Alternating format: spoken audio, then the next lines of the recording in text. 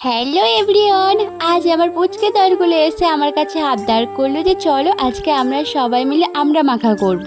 তাই ওদের আবদার রাখার জন্য আমিও চলে গেলাম ওদের সাথে আমড়া পাড়তে। আর ওরা দেখো এখানে কত আনন্দ করে সেই আমড়াগুলো কুড়াচ্ছিল। এরপরে আমি আর একটা ভাই গেলাম কলা পাতা কাটতে। তারপরে কলা পাতাটা কেটে নিয়ে খুব ভালোভাবে এখানে ধুয়ে নিলাম।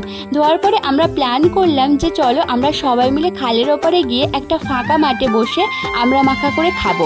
তাই এখানে খালটা পার হচ্ছিলাম, গিয়ে দেখলাম যে খুব সুন্দর আবহাওয়া ছিল চারিদিকটা।